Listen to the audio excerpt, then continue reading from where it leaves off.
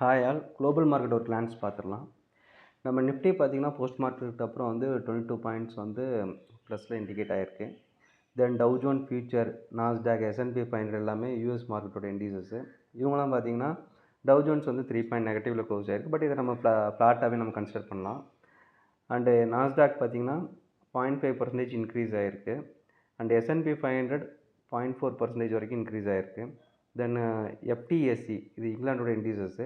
இவங்க பார்த்திங்கன்னா 23 பாயிண்ட் ப்ளஸில் க்ளோஸ் ஆகிருக்காங்க. அப்புறம் CAC, இவங்க வந்து ஃப்ரான்ஸ் மார்க்கெட்டு, இவங்களும் 0.3% வரைக்கும் இன்க்ரீஸ் ஆகிருக்காங்க. DAX, ஜெர்மன் மார்க்கெட்டு, இவங்க வந்து 42 பாயிண்ட்ஸ் ப்ளஸில் க்ளோஸ் ஆகிருக்காங்க. நிக்கை, ஜப்பான் மார்க்கெட்டு, இவங்க 0.5% வந்து பாசிட்டிவில் க்ளோஸ் ஆகிருக்காங்க. ஸ்ட்ரெய்ட்ஸ் டைம்ஸ், இவங்க வந்து சிங்கப்பூர் மார்க்கெட்டு, இவங்க வந்து ஃப்ளாட்டாகவே க்ளோஸ் ஆகிருக்கு. தென் ஹாங்செங், ஹாங்காங் மார்க்கெட்டு, இவங்க 1% வந்து பாசிட்டிவில் க்ளோஸ் ஆகிருக்காங்க. தைவான் வெயிட்டட், தைவான் மார்க்கெட்டு, இவங்க மட்டும்தான் நியர்பை 3% வரைக்கும் இன்க்ரீஸ் ஆகிருக்காங்க. என்ன ரீசன் தெரில.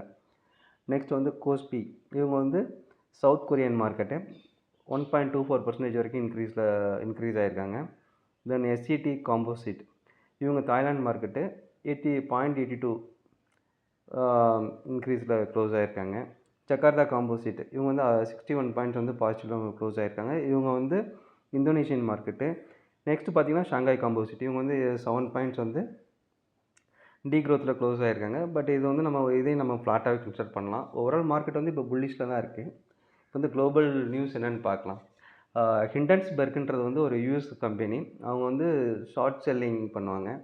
அவங்க வந்து ஏற்கனவே பார்த்திங்கன்னா அதானி குரூப் ஆஃப் கம்பெனிஸ் மேலே வந்து ஒரு அலிகேஷன் வச்சுருந்தாங்க. பட் அது அவங்க அலிகேஷன் வச்சதுக்கப்புறம் அதானியோட ஷேர்ஸ் வந்து ரொம்ப டவுன் ஆனிச்சு. அதுக்கப்புறம் after the high court judgement result வந்ததுக்கப்புறம் திருப்பி அவங்க வந்து எங்கள் சைடு எந்த இதுவும் இல்லை அப்படின்றத ப்ரூவ் பண்ணதுக்கப்புறம் திருப்பி அகைன் வந்து அதோடய ஸ்டாக்ஸ்லாம் இன்க்ரீஸ் ஆனிச்சு. பட் இது வரைக்கும் ஹிண்டன்ஸ்பெர்க் கம்ப்ளைண்ட் பண்ண ஏதாவது ஸ்டாக்ஸ் எதுவுமே ரொம்ப பயங்கரமாக டவுன் ஆகி அதுக்கப்புறம் அவங்களால எந்திரிக்க கூட முடியாத அளவுக்கு ரொம்ப ஃபால் ஆகியிருந்திருக்கு. பட் அதானி அதை ஓவர் கம் பண்ணி வெளில வந்துட்டாங்க. இப்போ அகைன் ஒரு அலிகேஷன் வச்சுருக்காங்க நம்ம செபி மேலே. செபின்றவங்க யாருன்னா நம்ம Indian market, share market, F&O, இவங்க எல்லாத்துக்குமே ரெகுலேஷன் பண்ணுறது செபி தான். இப்போ நமக்கு பேங்கிங்க்கு ரெகுலேஷனுக்கு வந்து RBI இருக்கிற மாதிரி ஷேர் மார்க்கெட்டுக்கு வந்து செபி தான்.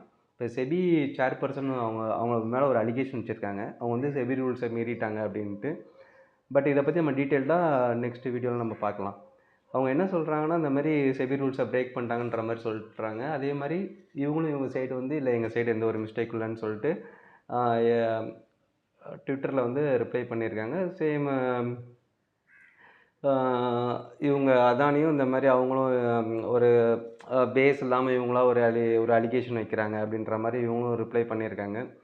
பட் கம்மிங் டேஸில் என்ன ஆகுதுன்னு தெரியும். பட் இதனால் நமக்கு நிஃப்டிக்கு எதுவும் பெருசாக அஃபெக்ட் ஆகாது. என்ன ரீசன் பார்த்தீங்கன்னா, இவங்க எதுவும் பர்டிகுலர் ஸ்டாக் மேலே எதுவும் அவங்க கம்ப்ளைண்ட் ரைஸ் பண்ணல. செபி மேலே கம்ப்ளைண்ட் ரைஸ் பண்ணியிருக்காங்க. பட் வந்து இது அவங்க பண்ண அலிகேஷன் வந்து இப்போ கரெக்டாக இருந்துச்சுன்னா செபி பண்ணது ரொம்ப தப்பு. பட் வந்து இது எப்படின்னா போலீஸே ஒரு பொருளை திருடுறதுக்கு சமம் அந்த மாதிரி. சரிங்களா? ஃப்யூச்சரில் எப்படி இருக்குன்னு நம்ம பார்க்கலாம். தேங்க்ஸ் ஃபார் வாட்சிங்.